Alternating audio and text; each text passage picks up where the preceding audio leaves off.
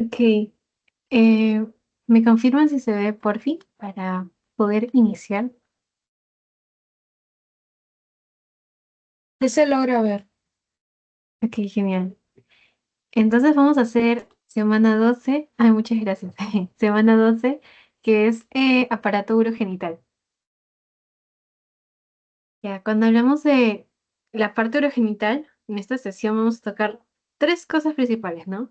Todo el desarrollo del sistema urinario, después todo el desarrollo del aparato reproductor, y luego lo que son estados intersexuales, que el estado intersexual son síndromes que cuando nace el bebé no nos permiten reconocer adecuadamente el sexo de acuerdo a los genitales externos.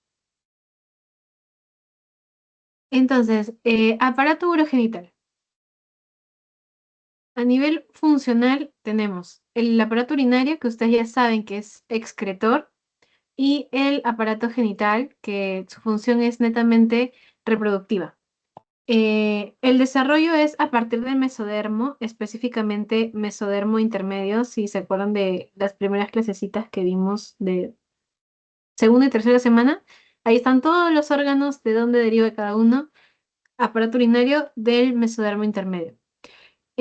Bueno, genitourinario. El urinario deriva de la cresta nefrógena y el aparato genital deriva de la cresta gonadal. En este caso, bueno, aquí pueden ver, esta de aquí es la cresta urogenital, ¿ok? La que está formadita justo aquí. Y para que se ubiquen, este es el intestino medio y por acá está escapando nuestro saco vitelino. Acá pueden ver cómo se está plegando el embrión para formar un tubito, lo que habíamos conversado la sesión pasada. Entonces, cresta nefrógena, ahí se va a formar el urinario y la cresta gonadal, ahí se forma el sistema genital. Partimos primero con aparato urinario, o sea, la formación de riñón, de la pelvis, de los uréteres. Ya, primero lo que tienen que tener en cuenta es que no es del todo igual el aparato urinario femenino al masculino. Sí hay unas cosas similares, por ejemplo, lo que son los riñones y la parte de los uréteres, que son los que transportan la orina del riñón hasta la vejiga. Aquí pueden ver a la vejiga y aquí está la vejiga de la mujer. Y luego está la uretra, que la uretra es la que va a conducir la orina de la vejiga hacia el exterior. En el caso de los varones es de mayor longitud que el de las mujeres. Para el desarrollo de los riñones, esto de aquí, estos términos se los tienen que saber muy, muy bien. Cuando hablamos del riñón, vemos el desarrollo de tres tipos de pre-riñones, por así decirlo. Tenemos primero el pronefros, que el pronefros es el primer riñón que aparece y no es funcionante durante la etapa del desarrollo. Se presenta por un par de horas, de ahí se pierde, se hace absolutamente nada y se forma a nivel cervical.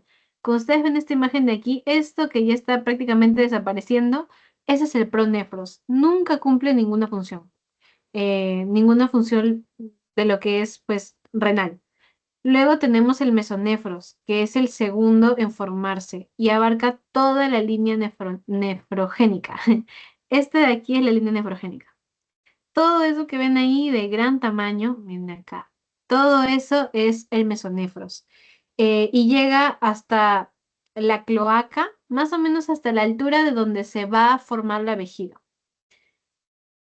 Luego tenemos a lo que es el metanefros, que el metanefros es el riñón definitivo, es el riñón que se va a formar después del mesonefros, casi a esta altura, para acá, y ese sí es el que va a tener una funcionalidad. Ahora, ¿cómo se desarrollan los túbulos mesonéfricos? Para que termine así, que ya sé que ya conocen a la cápsula de Bowman, entonces, para que terminemos teniendo todo este sistema de fenestraciones, todo este capilar, todos estos capilares fenestrados y después, bueno, para que tengamos nuestra cita, ya saben que es algo así, o sea, tenemos la cápsula de Bowman y de ahí tenemos una serie de conductos, el contorneado proximal, el asa de Henle, el contorneado distal. Ya, vamos a ver cómo es que ocurre todo eso. Y vamos a partir, pues, desde lo que era el pronefros, que el pronefros el riñón primario, la primera estructura que se va a llegar a formar respecto a lo que es renal durante el desarrollo embrionario, pero se desarrolla en una etapa tan temprana que desaparece demasiado rápido. En algunos embriones, imagínense que ni siquiera llega a ser visible, entonces es prácticamente transicional. Y ya, y no llega a formar, solamente es una señal del desarrollo, un vestigio del desarrollo. Luego, pues, el mesonefros. El mesonefros ya, a ver, miren, aquí pueden ver al conducto mesonéfrico y a la vesícula mesonéfrica que se forman en la cresta urogenital. El mesonefros tiene su túbulo mesonéfrico y derivan del pronefros. Tiene una organización bastante similar. Miren, aquí pueden ver el túbulo mesonéfrico y tiene una formación bastante similar a lo que era el pronefros, aunque ya tiene estructuras un poquito más avanzadas. Después de tener este tubo mesonéfrico, que es el que pueden observar aquí en esta zona, en la cresta urogenital, vamos a tener lo que es la formación del conducto de Wolff. El conducto de Wolff, también llamado conducto mesonéfrico, es el que después va a formar toda la parte del sistema urinario y del sistema reproductor masculino. ¿Sí? Y luego, más adelante, una vez que ya tenemos túbulo mesonéfrico que miren aquí está, y también el conducto mesonéfrico que aquí también está, vamos a tener la formación de la cápsula de Bowman. Ahora, para que se ubiquen, esta que está acá en el centro es la aorta dorsal. Y de la aorta dorsal se forman pequeñas arterias que llegan hasta esta zona. Estas arterias se hacen todo un ovillo de capilares, de vasos glomerulares, y este ovillo es rodeado por una cúpula que se le conoce como cápsula mesonéfrica. O bueno, acá está como cápsula glomerular. Eso es lo que va a formar más adelante la cápsula de Bowman, que ya es parte del riñón definitivo. O sea, esta capsulita aquí. ¿Ok? Todo esto es un ovillo de vasos fenestrados. Ahora, importante, los riñones metanéfricos ya saben que es el riñón definitivo y se van a formar a partir de dos fuentes. Eh, Ok, miren, primero tenemos el mesonefros y a partir del mesonefros se forma la yema metanéfrica. ¿Ok? Todo esto de aquí es el mesonefros. Y del mesonefros se forma la yema metanéfrica. La yema metanéfrica nos va a dar toda la formación de conductos. ¿A qué me refiero con conductos? A esta parte de aquí del riñón, todo lo que es la pelvis renal, ya, todo eso está relacionado con nuestra yema metanéfrica, mientras que vamos a tener aparte lo que es la formación de un blastema metanéfrico. Les voy a hacer un ultrazoom para que lo vean. Ya, más zoom no se puede, creo. Ya. Este de que ven acá, esta prolongación, ese es el mesonefros, meso. Esto que ven acá, ese rosadito chiquito, ese es el metanefros, la yema metanéfrica. Y ese que está ahí, como de un color café, ya, ese chiquitito, chiquitito que están viendo ahí, es lo que es la masa, no, perdón, el blastema metanéfrico. O bueno, también se le dice masa metanéfrica. ¿Ok? Entonces, eso es lo que va a conformar la nefrona, la parte funcional del riñón, la unidad que se encarga de la purificación de la sangre. Y ya, ¿qué quiere decir? Que de nuestra yema ureteral se forma toda esta zona aquí, todo lo que es la parte de la pelvis, mientras que de nuestra masa metanéfrica, todo lo que es nefrona, la corteza y la médula del riñón, la parte funcional. Aquí tiene la imagen con un poquito más de zoom. Este de aquí es el conducto mesonéfrico, ahí se forma la yema y después tenemos la masa metanéfrica. Entonces, poco a poco la yema va formando la pelvis renal y después ya va teniendo más divisiones y es así como se forman los cálices mayores y los cálices menores. Mientras que el blastema metanéfrico se va desarrollando para ir conformando lo que es la nefrona.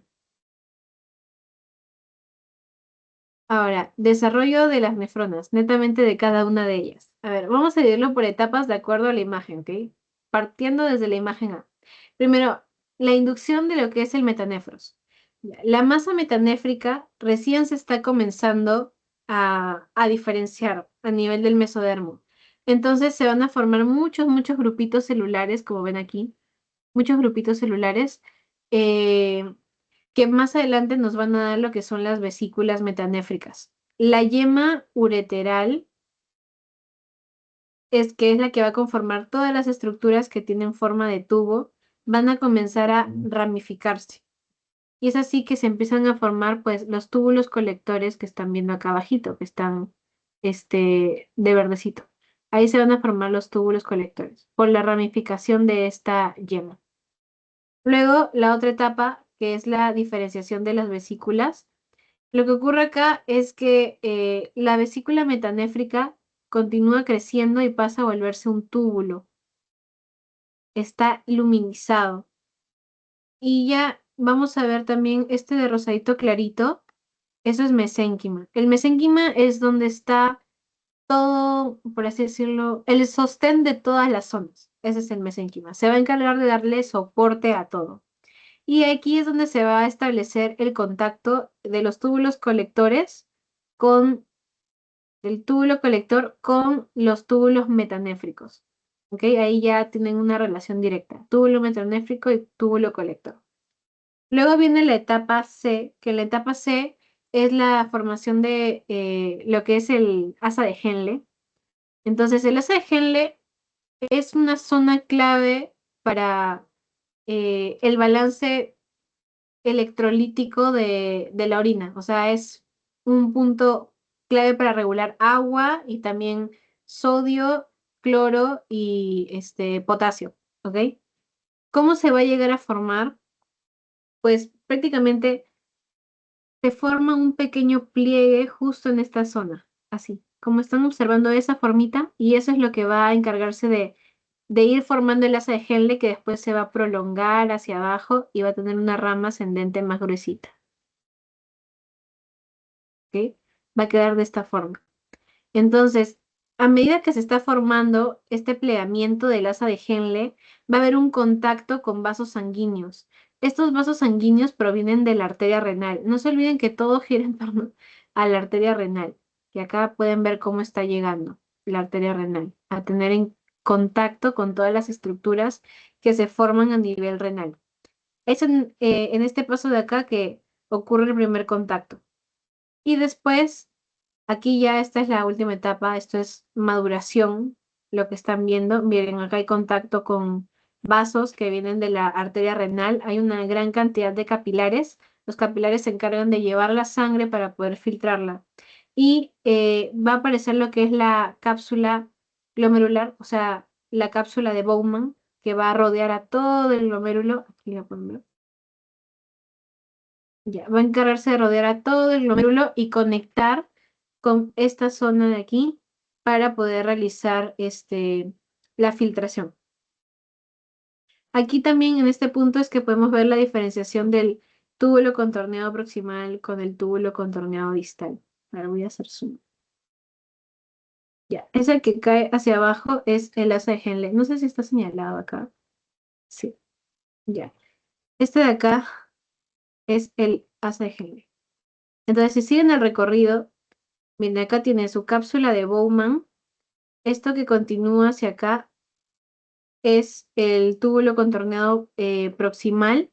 Luego viene la rama descendente del asa de Henle. Luego el rama ascendente, que acá no se ve, pero esta es un poquito más gruesita. Y luego sigue el túbulo contorneado distal y conecta con esto de aquí, que es toda la parte de túbulos lo que vendría a ser el túbulo colector. Ahí conecta y ya tiene que salir el contenido que se filtre, o sea, la orina. ¿Ok? Es así como se forma todo el circuito. Glomérulo, túbulo contorneado proximal, asa de Henle, túbulo contorneado distal, túbulo colector. Ese es el orden. Ahora, respecto a cambios posicionales, como ustedes vieron en la imagen, la formación del metanefros es sumamente caudal, o sea, miren, está más o menos a esta altura, es muy caudal. A diferencia del mesonefros, pues que está casi justo en medio y el pronefros que era cervical, ¿ok? Entonces, en la vida adulta, los riñones no tienen esa ubicación, tienen que cambiar de posición. Miren, aquí pueden ver la imagen de la formación, están sumamente caudales los riñones, casi a la altura lumbar. Es por eso que mientras se van desarrollando tienen que ir ascendiendo. A la par que estos están ascendiendo, también está la formación de las gónadas. Las gónadas en este momento indiferenciadas, todavía no se han desarrollado. Entonces, es como un intercambio, como un elevador. Los riñones que están acá suben y las gónadas que están casi a altura torácica van descendiendo a la inversa. Riñón sube, gónada desciende. Riñón sigue subiendo, gónada desciende. Y ya, suben los riñones, bajan las gónadas. Si son ovarios, se quedan a esta altura, que esto ya sería más o menos la pelvis. Pero si no van a formar ovarios, cuando ya se desarrollen un poquito más, en el caso del varón, los testículos van a continuar descendiendo todavía más, hasta el sacro escrotal, eso lo van a ver un poquito en la noto, y ahí ya quedan por fuera de, porque necesitan otra temperatura, pero los ovarios sí se quedan en la zona pélvica. Mientras tanto, ustedes se preguntarán, Ali, ¿pero hasta dónde sube el riñón? Ya, el punto límite del riñón para subir es la glándula suprarrenal. La glándula suprarrenal es como el techito del riñón. Entonces, el riñón sube hasta su altura, más ya no pasa. En ambos lados, la glándula suprarrenal es la que le señala hasta qué altura debe llegar. Luego, lo que es la división de la cloaca. ¿Por qué tenemos que verlo en geniturinario? Porque también tiene participación para la salida al exterior de la parte urinaria, ¿no? Entonces, el tabique urorectal lo va a dividir en lo que es un recto dorsal y lo que es un seno urogenital ventral, ¿ok? Tenemos aquí la división, miren. Aquí está la división. Tenemos esta zona que está por detrás, que va a ser el recto, que es dorsal, y esta zona que está por delante, que va a terminar siendo la parte genital, el seno urogenital. Y aquí lo pueden ver, miren, todo eso. Ahora, el seno urogenital, que es toda esta zonita de acá, se va a dividir en tres zonas. Una parte que es la vesical, esta zona de acá, que la parte vesical va a constituir después la vejiga. Y en este momento se está continuando con el alantoides. Luego tenemos la parte pélvica, que es justo en medio de la parte pélvica en los varones. No sé si han visto esto en anatomía, creo que lo ven en el último segmento todavía. Bueno, en los varones se conecta así la vejiga y va descendiendo lo que es la uretra y hay una zona que está abrazada por la próstata. Es por eso que la uretra toma varios nombres. Ya. Esa zona que está abrazada por la próstata, en los hombres se le conoce como porción prostática de la uretra. La parte pélvica es la que va a formar esa porción. Y por último está la parte fálica, o también, bueno, es lo más caudal. En este caso es la que va ya hacia el trabéculo genital y en la que en la vida adulta, pues en los varones sería la uretra que se encuentra a nivel peniano. Y ya, eso sería esta partecita de acá. Aquí pueden ver cómo se van separando las dos zonas de salida. Miren, aquí está la uretra como escapa. Este es en el caso de un varón, ¿ok? Y la vejiga urinaria. Y ya, eso es prácticamente parte del proceso. Ahora, del endodermo de este seno urogenital van a derivar un par de cositas. Primero, el epitelio de toda la uretra femenina y luego está lo que es el epitelio de casi toda la uretra masculina, de este seno urogenital.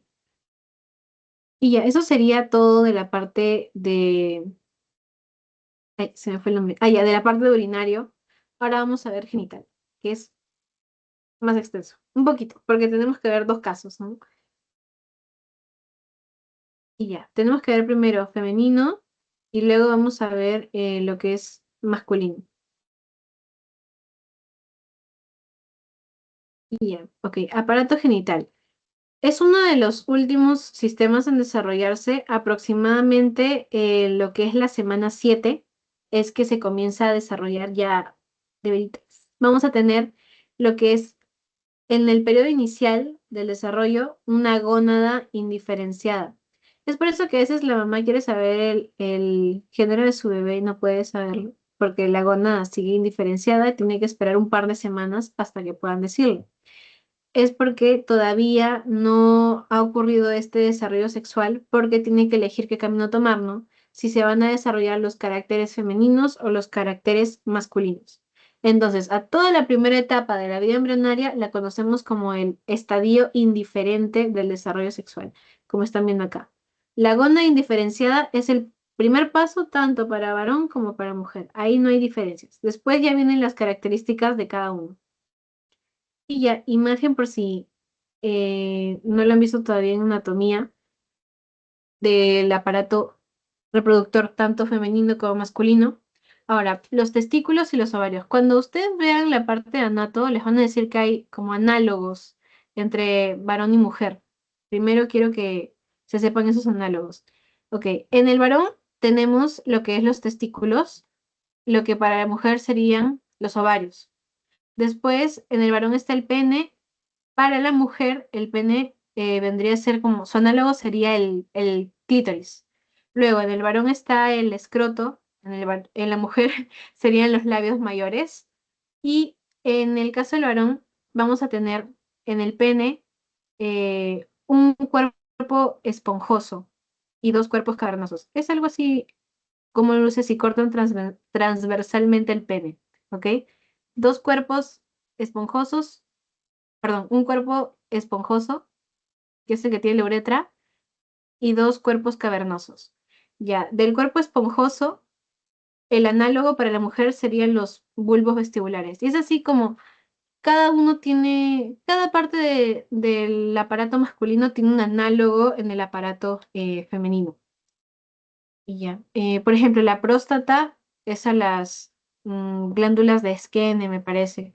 Todos están así asociados. ¿Por qué? Porque todos se desarrollan de estructuras comunes, o sea, todo viene de la gónada indiferenciada y de acuerdo a la influencia hormonal, que es la presencia o ausencia de testosterona, es que se va a dar el desarrollo femenino o se va a dar el desarrollo masculino. Es por eso que hay análogos. Ahora, los testículos y ovarios tienen tres orígenes diferentes. Parten de mesotelio, de mesénquima y de células germinales primitivas. Si ustedes ahorita están viendo esto y se van a dar una chequeadita a gametogénesis, van a ver que en gametogénesis se les habla un poquito de este inicio. Solo que en gametogénesis, pues obviamente no iban a entender todo porque no habían visto todavía nada de las primeras semanas de embrio. Entonces, si vuelven a ver gametogénesis ahorita, quizá la primera parte la van a entender un poquito mejor. Ya, gónadas indiferenciadas. Quinta semana aprox tenemos las gónadas indiferenciadas. ¿Qué es lo que va a diferenciar? Bueno, ¿qué es lo que va a hacer que se diferencie la gónada? Que prácticamente cada embrión puede tener una diferente dotación cromosómica. Hay dos tipos de dotación cromosómica, la XX y la XY. Entonces, en la XX tenemos, imagínense, nuestra gónada indiferenciada. Entonces, en el XX, la corteza de la gónada se va a diferenciar en ovario y la médula se regresiona, ¿ok? Mientras que en la dotación XY es a la inversa. la médula va a formar el testículo y la corteza se involuciona. Esa es la principal diferencia de cada uno de los dos. Ya, ahora sí vamos a ir viendo uno por uno. Esta es la parte que les digo que ya se les mencionó en gametogénesis, pero ahí es muy difícil entender esto de acá. Entonces, lo vemos de nuevo. Ya, de la quinta a la séptima semana va a haber una migración de lo que son las células germinales primitivas. Células germinales primitivas. Son células sexuales que tienen gran tamaño y ustedes las pueden ver desde más o menos la cuarta semana.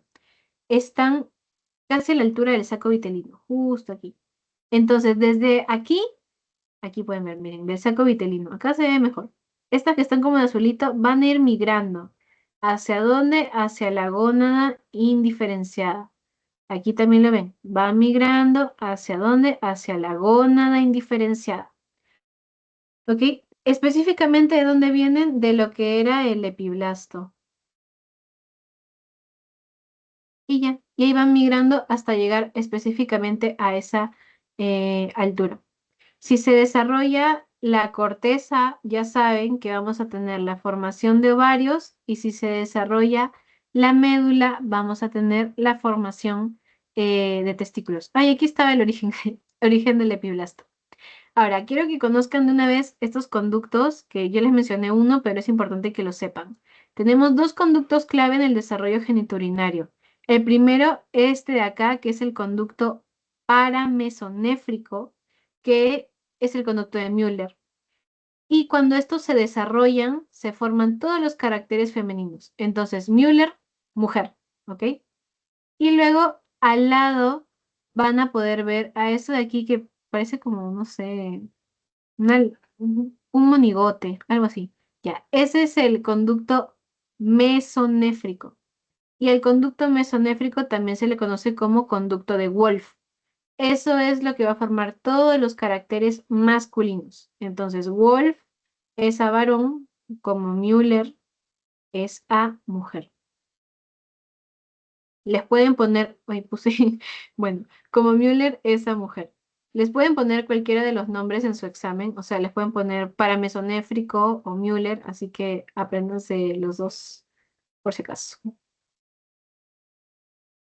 Y ya, ¿qué va a determinar que se forme el fenotipo femenino o el fenotipo masculino? Porque yo les estoy diciendo, si se desarrolla la corteza, pasa tal, si se desarrolla la médula, pasa tal. Ya, acá hay un cromosoma que es clave para determinar qué se va a desarrollar y qué no. En el caso del desarrollo del fenotipo masculino, ¿cuál es la principal diferencia entre varón y mujer? Que ellos tienen un cromosoma Y. Entonces, si ustedes ven a ese minúsculo cromosoma, en su bracito P, que esto lo vieron creo para una clase, no, para su examen parcial, eh, también se los mencionan. En el brazo P del cromosoma Y hay un gen, que es el gen SRY. Antes de la séptima semana, varón y mujer están iguales, ambos sexos tienen un aspecto idéntico porque hay gónada indiferenciada. Pero para que se desarrollen todas las características de los varones, va a ser clave este gen, el SRI, porque va a codificar el factor determinante de testículo. No se vayan a olvidar, esto siempre se los colocan, ¿ok? El factor determinante de testículo. Este factor determinante induce todas estas cosas que ustedes están viendo acá. Condensación del cordón gonadal para formación de la red de testis, conexión de cordón seminífero con epitelio superficial para la formación de la túnica albuginea. Eh, los cordones seminíferos van a formar los túbulos seminíferos, los túbulos rectos y la red de testis, y el mesénquima se va a encargar de formar las células intersticiales. Traducción, porque creo que no han visto anato de la parte genital. A ver. Acá les puse la imagen para que la entiendan más o menos. Algo así es como luce la parte de los testículos. Miren, este de acá es el testículo. No sé si puedo hacer zoom. A ver, allá. Ahí lo pueden ver mejor. Este de acá es el testículo. Esta zona condensada que se ve por aquí, ya, eso es la parte de la red de testis. Esta zona de acá, que parece un fideíto medio raro, eso es el epidídimo. Y la capita que abraza todo es la túnica albuginea, la capita que recubre el testículo. Esa es fija de examen práctico de genital. Entonces, si ustedes ven el testículo, está conformado por una serie de tubos. Tenemos túbulos seminíferos, que son los más chiquititos de acá. Ahí es donde se forman los espermatozoides. Después, este túbulo seminífero termina en un túbulo recto y luego conecta con esta red de testis, que es como una condensación de tubos. Luego sale y se forma acá, bueno, acá podemos ver lo que es el epididio, ¿ok?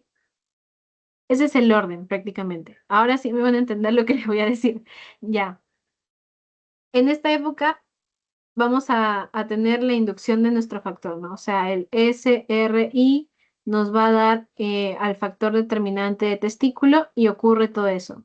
Primero, ¿qué va a hacer? Que se condensen los cordones gonadales. Tenemos cordón gonadal, se condensa y se forma esta zona aquí, que es la red de testis. Ese es el primer pasito.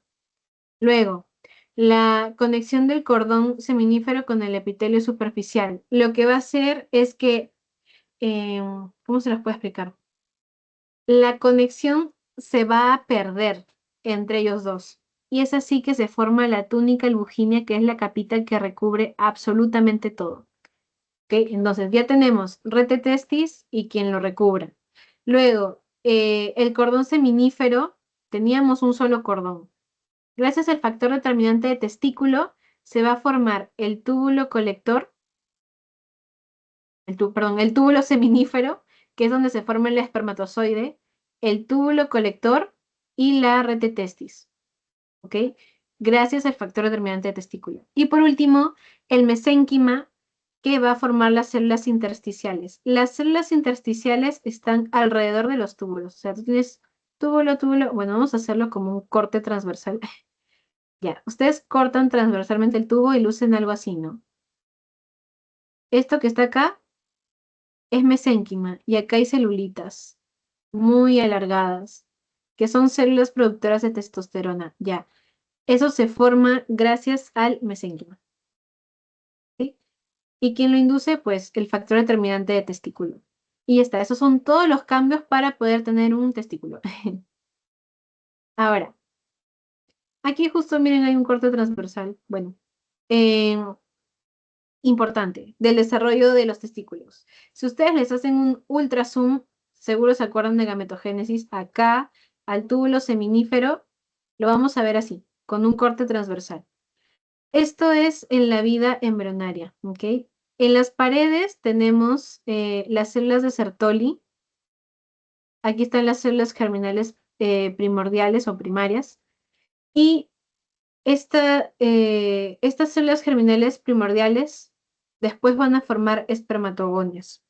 Esas espermatogonias van cambiando, ya lo vieron en gametogénesis, y forman, bueno, espermatocito primario, secundario, espermátide, y de ahí forman los testículos, iba a decir, de ahí forman los espermatozoides. Las células de Sertoli lo que van a hacer es encargarse de proveer con todo lo que necesitan en la parte metabólica, ¿ok? Eso sí, la tienen que recordar, esas celulitas de ahí. Y ya, eso es la parte de masculino. Ahora, la parte de femenino. Como les digo, acá el factor determinante de testículo es clave porque si no está, se desarrolla prácticamente todo lo opuesto. Entonces, en el caso femenino, los cromosomas X también portan unos genes que son para desarrollo ovárico y tienen un gen autosómico que se encarga de lo que es la organogénesis a nivel ovárico. Entonces, ¿qué ocurre acá? Primero, el cordón gonadal no es prominente y se va a extender hacia la médula de nuestra cresta gonadal. Y es así que se va a formar una red ovárica rudimentaria. ¿Qué va a ocurrir después? A medida que crecen los cordones de nuestra red ovárica, van a crecer tanto que se rompen. Es un cordón así, formado de muchas celulitas. Ya, se rompe el cordón y se forman grupos celulares aislados. Un grupo, otro grupo, otro grupo, otro grupo. Esos grupos que se forman son los folículos primitivos. Y están formados, si se acuerdan, también de gametogénesis, por un ovogonio, que es la célula que mucho más adelante se va a convertir en un óvulo, y alrededor una capita de células planas que van a conformar el folículo, como están observando acá en la imagen. Y ya, esa es la parte de femenino. Aquí tienen las diferencias para que vean un poquito. Esto de aquí es cómo se desarrolla lo masculino y acá cómo se desarrolla lo femenino. Acá los cordones, gracias al factor determinante de testículo que nos lo trae el gen SRI, no se me vayan a olvidar eso, que está en el cromosoma Y. Ya, tenemos los túbulos, se desarrollan súper bien los túbulos, túbulo seminífero, túbulo recto, rete testis. Acá es todo un conglomerado de tubos. Mientras que en el caso de femenino, como no hay factor determinante de testículo, pues se forman tubos, pero más o menos, crece toda esta red, al final se rompen en grupos celulares aislados, que van a ser los folículos, y ya, esa es la evolución. Y bueno, prácticamente la diferencia entre los dos.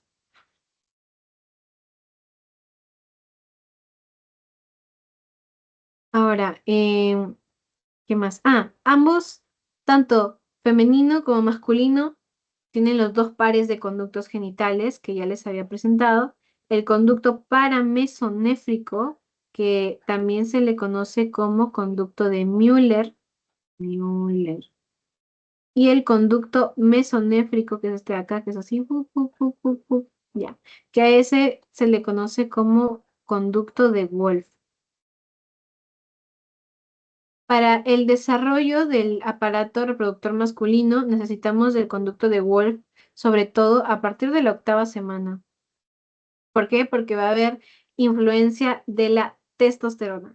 Y en el caso de los conductos paramesonéfricos, pues es para el desarrollo del aparato reproductor femenino. Ahora, hay una comunicación eh, de lo que es el sistema genital con el sistema urinario, porque gracias al conducto mesonéfrico va a ocurrir la parte del drenaje de orina. Esto en los varones está conectado, pues, el conducto mesonéfrico de aquí con la parte urinaria. Es por eso que tienen el mismo, por así decirlo, la misma salida al exterior. Tanto la orina como cuando ocurre la liberación de lo que es el semen, salen por el mismo conducto, por la vejiga peniana y escapan. Por la vejiga peniana, por la uretra peniana, disculpen. Luego, conducto paramesonéfrico es por separado. Entonces, por eso hay, si se dan cuenta, no hay una comunicación del conducto paramesonéfrico.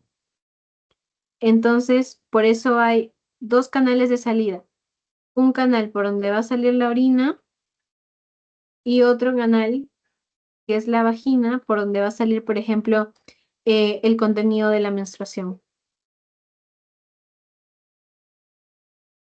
Ahora, el conducto mesonéfrico, es el encargado, perdón, sí, el conducto mesonéfrico, el de Wolf, se los voy a explicar mejor.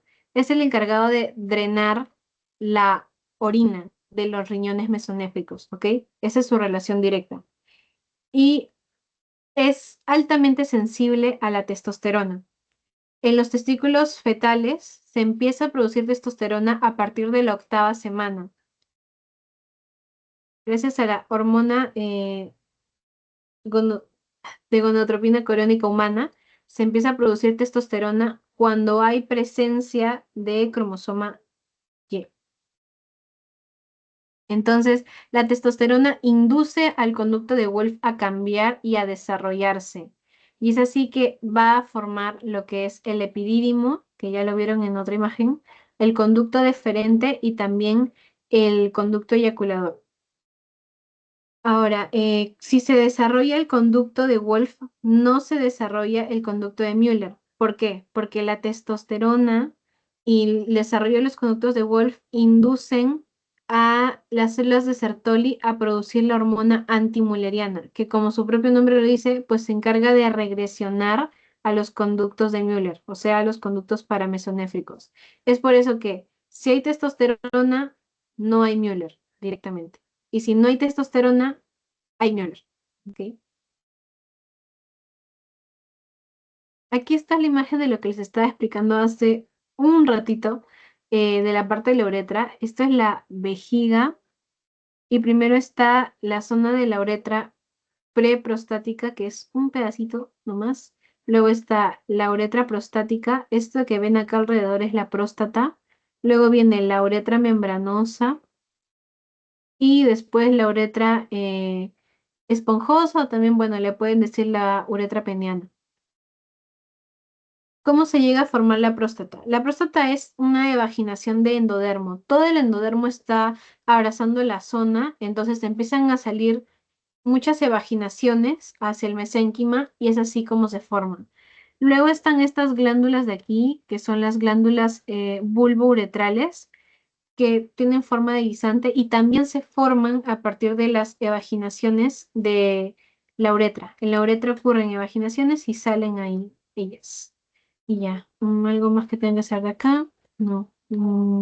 Ok, eso es lo principal de la parte de masculino. Luego, en el caso de femenino, como les digo, testosterona igual Müller, no testosterona igual, no, ¿qué? Testosterona igual no Müller, no testosterona igual Müller. Entonces, si hay testosterona, no hay Müller, por ende se va a desarrollar toda la parte masculina. Si no hay testosterona, hay Müller, por ende se va a desarrollar toda la parte femenina. Es como quién da más, quién da menos, asociado a la testosterona. Aquí el conducto mesonéfrico va a involucionar, no porque los conductos de Müller hagan algo para obligarlo a involucionar, como era antes con la hormona antimülleriana, sino porque el conducto mesonéfrico, si no tiene testosterona, no vive. Entonces, como no hay, no puede desarrollarse del todo.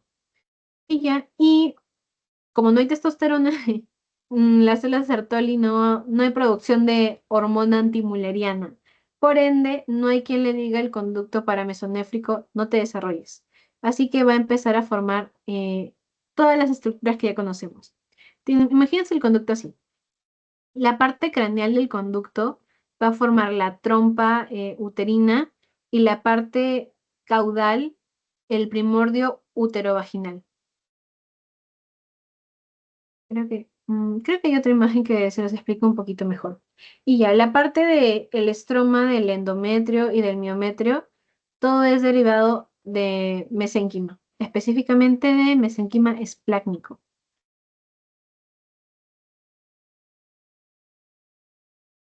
Y ya está. Eso es lo mismo. Ah, ya, la fusión del conducto paramesonéfrico. Es así que al final, cuando ya está avanzado el desarrollo, se fusiona el conducto paramesonéfrico y termina por conformar el fondo del saco rectuterino y el saco vesicuterino, que ahorita se los muestro. Y luego está, bueno, este de aquí que es el conducto de Gardner, que es solamente un rezago embrionario. Creo que no, nunca he visto que se los pregunten. Ya, aquí está. La fusión del conducto paramesonéfrico. Como ustedes pueden ver acá, en el caso de la mujer, como les expliqué, eran tres salidas. En el varón, el mesonefros eh, está directamente relacionado con el conducto mesonéfrico. Entonces, por ahí también se drena la orina y por ese mismo ducto de salida va a salir lo que es el semen. Sin embargo, en el caso de la mujer, el paramesonéfrico no está directamente relacionado, por ende hay tres caminos de salida. Bueno, dos caminos de salida por ese lado, en la parte genitourinaria. Pero si lo ven desde acá, hay tres caminos de salida. Primero el gastrointestinal, con lo que es la parte rectal y luego anal. Luego tenemos este de aquí que parece como un abanico, que es el útero. Ahí está. Y tiene la parte de la salida en la vagina. Y luego tenemos a la vejiga, que la vejiga se continúa pues con la uretra y ya, y sale al exterior. Son tres diferentes caminos. En el varón, no. Está la vejiga y se conecta también con toda la parte sexual. ¿Cómo es que se llega a formar la vagina? Es de la formación de mesodermo y también participa lo que es el endodermo. Y lo que les está explicando de la fusión del paramesonéfrico. Se van a formar sacos entre lo que es la parte del recto, la parte vesical y la parte uterina. Este saco que se forma aquí es el saco vésico-uterino. Y este saco que se forma aquí es el saco recto-uterino. ¿Ok? Eso lo van a ver muchísimo más en anatomía, pero es por la fusión del conducto paramesonéfrico. Aquí está, ¿cómo ocurre la formación de la vagina? Miren, esta de aquí es la vejiga y aquí tenemos la parte del conducto uterino. Estos tienen que quedar totalmente separados. Inicialmente, como ven, pues están prácticamente conectados. Entonces, a medida que se van desarrollando, el contacto del primordio uterovaginal y el seno urogenital va a formar una especie de tubérculo. Entonces, en este tubérculo que están viendo acá, ¿sí? En ese tubérculo que es la comunicación entre ambos, se va a formar lo que es el bulbo sinovaginal. Esta zonita de aquí. Este bulbo sinovaginal, pues, va a terminar formando lo que es una placa vaginal y esta placa vaginal se va a extender. Y al final, las células centrales de la placa se degeneran y la van a luminizar. Y es así que se forma lo que es la luz de la vagina. Pero inicialmente, pues prácticamente están como en contacto. Ahora, la parte de la formación del clítoris, como les dije, el clítoris es el análogo del pene. Entonces, el crecimiento del falo va a cesar de modo gradual. El falo es el previo a formar el pene y es así que al frenar su desarrollo, pues se va a convertir en lo que es el clítoris. Miren, aquí tienen la comparación. Este es el masculino y este es el femenino. En este caso, se va a ir formando lo que es el falo. El falo. Entonces, va aumentando su tamaño y es así que se constituye el pene, con su glande y todo. Pero en el caso femenino, como no hay inducción de testosterona, eventualmente el crecimiento del falo se va a detener, inclusive va a regresionarse. Es así que solamente queda como un clítoris que es de menor tamaño, pero como tiene una gran inervación sensitiva, es bastante sensible. Ahora, el conducto inguinal, lo que les estaba mencionando al inicio, que en la parte de gónadas, los testículos tienen que descender y quedar casi al exterior. El conducto inguinal, que seguro lo han visto en miembro inferior, forma toda la vía de descenso para los testículos, desde la pared abdominal anterior hasta más o menos lo que es el interior del escroto. Así que en ambos sexos se va a formar el conducto inguinal. En eso sí no se vayan a confundir. Pero para los varones va a servir de guía porque por ahí va a ir bajando lo que son los testículos. Y ya aquí pueden ver en la imagen, pues más o menos cómo va a ir descendiendo el testículo a través del conducto inguinal. Ahí van a ver que se le conoce como gubernáculo. Entonces va descendiendo esa altura hasta quedar por fuera y debajo, y eso va a permitir que haya una adecuada formación del testículo, que tenga un tamaño ideal y que sea un espacio en el que sí se puedan llegar a formar los espermatozoides. Y ya, como ven, pasa por toda la cavidad peritoneal hasta llegar a la cavidad escrotal y va arrastrando diferentes membranas a medida que avanza, que terminan siendo parte de la estructura final del testículo y que más adelante pues van a formar el conducto inguinal y cerrarlo y ahí queda lo que es la cavidad peritoneal. Si no ocurre ese proceso, se le conoce como criptorquía, pero ahorita lo van a ver. criptorquidia.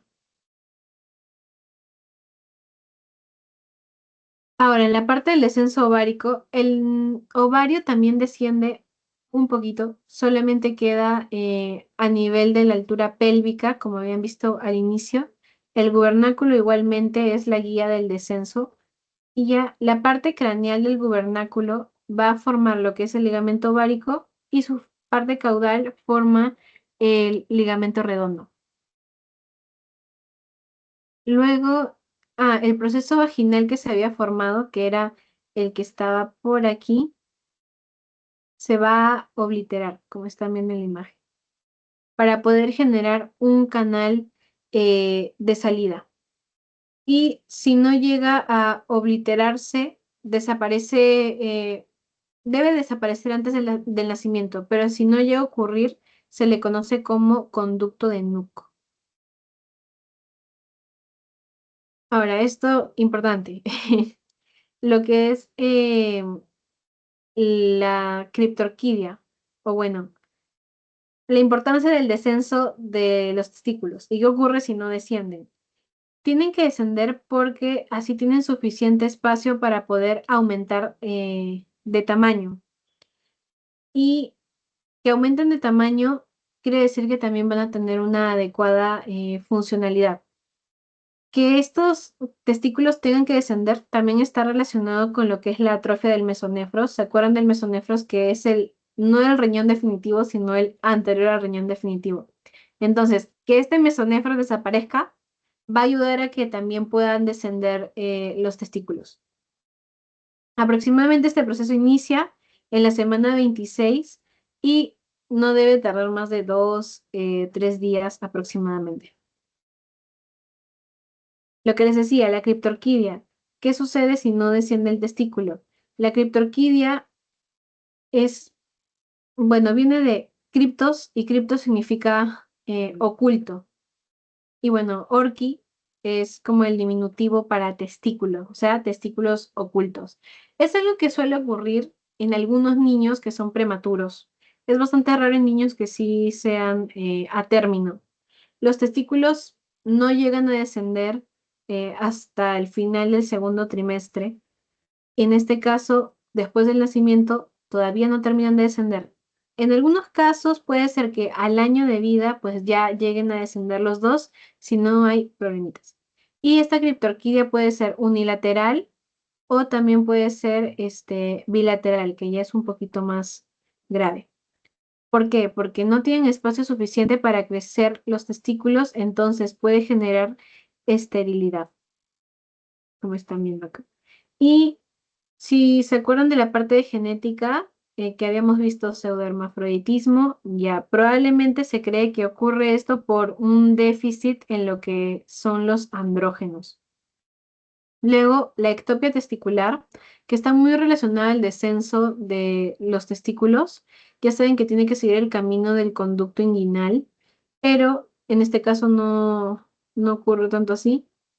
El testículo queda en otra zona, está desviado y puede estar en todas estas zonas que están viendo. Por ejemplo, a nivel femoral, eh, antes de lo que es el pene, o también puede estar a nivel abdominal.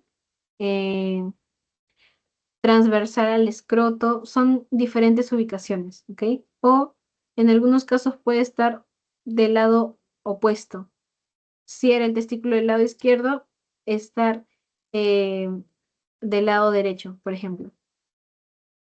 Y ya, eso sería la parte del desarrollo. Ahora vamos a ver lo ultimito, que son los estados intersexuales, o sea, la contradicción entre los criterios que van a definir el sexo cuando estamos inspeccionando los genitales de un recién nacido para poder identificar si es femenino o masculino. En este caso, no podemos identificar adecuadamente. ¿Por qué ocurre eso? Para diferenciar el sexo, tenemos que tener una adecuada determinación sexual, tiene que haber una adecuada diferenciación gonadal y un adecuado desarrollo de genitales externos y también genitales internos. Pueden haber dos casos para que hayan alteraciones y se produzcan genitales ambiguos. Primero, trastornos en el desarrollo gonadal y lo segundo, que es trastornos endocrinológicos. Del desarrollo es por culpa de anomalías cromosómicas.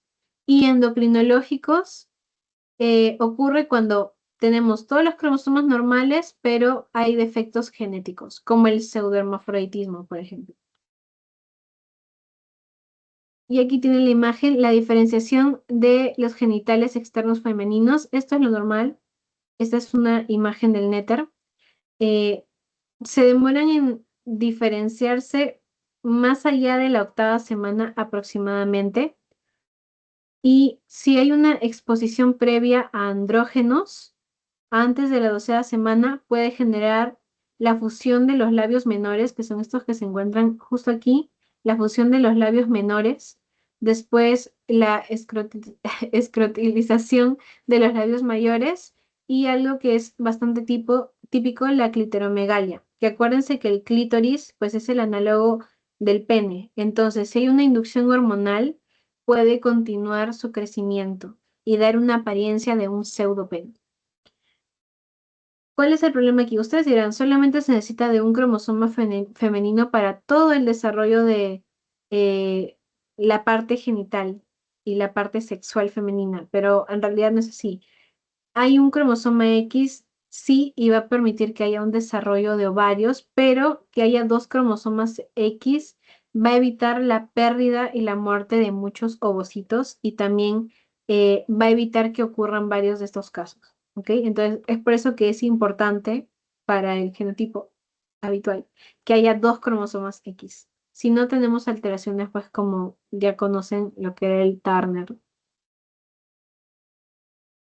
Y aquí tienen la imagen de la influencia a nivel del gen SRI, que da el factor determinante de testículo. En la semana 6, aproximadamente semana 7, tenemos el desarrollo de dos tipos de células, las de Leydig, que son las productoras de testosterona, y las células de Sertoli, que producen la antimülleriana, hormona antimülleriana, que va a evitar que se formen los conductos de Müller, o bueno, que se desarrollen. Estos de aquí son esenciales para formar todas las partes del sistema genital masculino. Mientras que en el caso de las mujeres, la influencia hormonal no es hasta más allá, ni el desarrollo es más allá de la semana 12. En la semana 12 es cuando vamos a tener, recién vamos a partir con el desarrollo de ovarios, de genitales, toda la parte femenina. Y bueno, aquí está un poquito más explicado. La hormona antimülleriana es la que va a evitar que en el varón se formen características femeninas, ¿ok? Cuando no hay testosterona, cuando no hay factor determinante de testículo, no hay hormona antimülleriana, por ende se desarrollan los conductos de Müller. Cuando no hay testosterona, involucionan los conductos de Wolff y es así que tenemos todas las características para el desarrollo femenino. Ahora, ya teniendo la primera parte de determinación de sexo y cómo es la diferenciación gonadal, vamos a ver los trastornos. Primero, el hermafroditismo verdadero. Ok, hermafroditismo, la palabra viene de Hermes y de Afrodita. Si no lo saben, eran dioses griegos. Hermes era el dios de la guerra y Afrodita creo que era la diosa del amor, de la belleza. Entonces, estas características es prácticamente para decirnos eh, caracteres femeninos y masculinos a la par, ¿ok? En este caso, cuando vemos un hermafroditismo verdadero, quiere decir que hay tejido femenino y masculino, los dos, porque es verdadero. ¿Cuál es la característica principal? El ovoteste. ¿Qué quiere decir? Que hay tejido ovárico y también hay tejido testicular, los dos a la vez. Es más común que esto ocurra en personas que sean 46XX, pero también puede estar en 46XY o en mosaicismos. Y lo típico es que los genitales externos estén masculinizados. Es más típico que masculinizados, mucho más que feminizados. Luego tenemos la disgenesia gonadal mixta, que quiere decir que los genitales son ambiguos. O sea, no se sabe cuál estructura se desarrolló, cuál se degeneró. Por ejemplo, tenemos test en el canal inguinal o puede estar herniado o descendido, pero también hay estructuras mullerianas, o sea, ambas parcialmente desarrolladas a la vez. Y ya, el cariotipo típico 46X0, o sea, Turner, o 46XY. Ahora, este que junto con con el de hermafroditismo verdadero, también es el que preguntan. Ya este es pseudo-hermafroditismo. ¿Qué quiere decir? Pseudo, para que lo sepan, o bueno, creo que ellos saben, pseudo significa falso. Entonces, falso hermafroditismo quiere decir que aparentemente están ambos caracteres, pero en realidad no están los dos, solamente es la apariencia. En el verdadero tú encontrabas tejido ovárico y tejido testicular, por eso es cierto, están el tejido típico de ambos, pero en el pseudohermafroditismo no es así, solamente es la apariencia, ¿ok? Y esto se da por trastornos endocrinológicos. Entonces, las principales causas, un exceso de andrógenos, sobre todo de la testosterona. Puede ser también por una acción androgénica inadecuada, por el déficit de la 5-reductasa, después por alteraciones en el receptor de andrógenos, que esta normalmente es la que más la atribuyen, y por insuficiencia de gonadotropinas. Ya las gonadotropinas, pues si se acuerdan, eran las que la LH, la FSH, que se encargaban del estrógeno, de la maduración, ya bueno, todas ellas. Ahora, el pseudohermafroditismo femenino, para saber su genotipo, aférrense al final, ¿ok? Si es femenino es porque tiene genotipo XX. Y ya, ¿por qué se genera? Bueno, ¿cómo lo reconocemos? Primero que nada, por los genitales ambiguos. Y las causas pueden ser cualquiera de estas, sobre todo el exceso androgénico o también la alteración en los receptores de andrógenos. Sí hay ovarios cuando se realiza el análisis, pero a nivel externo hay apariencia o hay en sí genitales masculinos. El clítoris puede estar alargado y dar la apariencia de un pene, inclusive. Y ya, ¿cómo se puede analizar esto? Bueno, primero porque a nivel abdominal uno palpa y se da cuenta de que no hay testes, lo que quiere decir que no hay una criptorquidia. O sea, los testículos no es que no hayan descendido, sino que no hay testículos directamente. Por eso es un pseudohermafroditismo. Y se puede generar por el déficit de la 21-hidroxilasa. Luego tenemos el pseudohermafroditismo masculino, ya saben, se aferran a la palabra al final para saber qué genotipo tiene su paciente. En este caso es un 46XY. ¿Qué sucede acá? Que no se diferenciaron por completo los genitales externos. Entonces, hay una duda de si son genitales femeninos alterados o si son genitales masculinos no desarrollados. ¿Cómo se van a dar cuenta de que es un pseudohermafroditismo? Se palpa a nivel abdominal y se van a dar cuenta de que no hay testículos, perdón, de que hay testículos, de que hay criptorquidia. Entonces, es un pseudohermafroditismo masculino. Y ya, presencia de testículos. Este es el que vimos, no sé si se acuerdan, para la parte del parcial. Ahora, si tenemos estos casos, ¿cómo asignamos el sexo? Primero, si el sexo cromosómico y el gonadal son compatibles con la fertilidad, entonces se le asigna ese sexo para poder preservar la fertilidad, si el fenotipo externo lo permite. Si no es posible que haya fertilidad directamente, eh, la asignación de sexo será de acuerdo al fenotipo externo y las posibilidades que haya para poder reconstruir adecuadamente los genitales y que haya un buen funcionamiento sexual posterior. Y ya, chicas, eso sería toda la parte de genital. Ahí tienen la bibliografía, el Langman, el Moore y el Netter para algunas imágenes que les he colocado. Y ya, muchas gracias, chicas. Voy a dejar de compartir. A ver, tengo la grabación. Ahorita les voy a pasar su post-test